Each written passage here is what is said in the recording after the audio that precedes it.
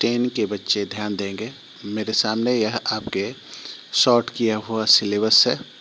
आपको पूरा सिलेबस नहीं पढ़ना है। देखिए कुछ शॉर्ट किया गया है। ये मटेरियल्स है जिसमें आपको याद है कि chemical substance nature and behaviour में आपको पढ़ना है। केमिकल रिएक्शन जो केमिकल इक्वेशन बैलेंसिंग वगैरह है ये उसी में सब आ जाएगा। फिर एसिड बेस एंड साल्ट भी पढ़ना है। मेटल नॉन मेटल, देखिए मेटल नॉन मेटल में क्या है, properties of metal non metal, reactivity series, formation of property of ionic compound. फिर आपके कार्बन कंपाउंड है, covalent bond in carbon compound, versatile nature of carbon, ये सारे चीज़ें। होमोजेनियस सीरीज़ है, ज़्यादा चीज़ें नहीं है इस बार। पीरियोडिक क्लासिफिकेशन ऑफ एलिमेंट में need of classification, earlier concept है, डोवेनियर टेट्स है, न्यूलैंड लॉ है, ऑक्टेट है। फिर आपका मॉडर्न पीरियोडिक टेबल है। फिर देखिए ग्रेडिएशन प्रॉपर्टीज़ है, वैलेंसी है। फिर एटॉमिक नंबर है, metallic and non metallic property है। क्या ध्यान दीजिएगा आप, Thames the world of living में आपको पढ़ना है। ये आपके बायोलॉजी है।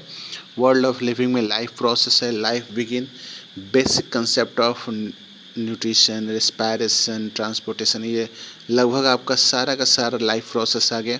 रिप्रोडक्शन में देखिए reproduction in animal, plant, asexual, sexual reproduction, reproductive health, ध्यान दीजिएगा, need, method of family planning, ये सारा का सारा आ गया जो रिप्रोडक्शन का सारा चीज़ आ गया। ठीक है। हेरिडिटी में ध्यान दीजिएगा, हेरिडिटी में आपको पढ़ना है खास करके Mendel's contribution, law of inheritance trait, सारा चीज़ नहीं पढ़ना है। सेक्स डिटर्मिनेशन, ठीक है, ब्रीफ इंट्रोडक्शन पढ़ना है बस थोड़ा सा।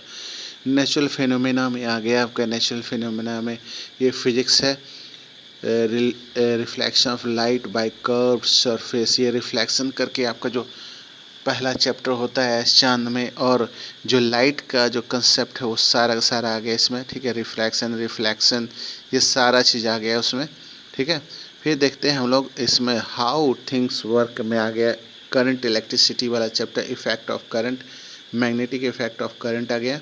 नेचुरल रिसोर्स में आपको पढ़ना है our environment, ecosystem, environmental problems, आपके ओजोन डिप्लेशन, वेस्ट प्रोडक्शन, ये जो चैप्टर है आपका लास्ट वाला वो आ गया। बायोडिग्रेडेबल, नॉन बायोडिग्रेडेबल सब्सटेंस, ये सारे आ गए। इससे आपका यह साइंस का चैप्टर है। ठीक है। और इधर कुछ प्रोजेक्ट्स वर्क है। ठीक है, जो आपको ध्यान देना पड़ेगा। ये ओनली इंटरनल असेसमेंट वाले हैं, इसलिए इतना आप तैयार कर लेते हैं तो आप साइंस में अच्छा खासा जानकार बन करके आप एग्ज़ाम दे सकेंगे। Thank you, have a nice day.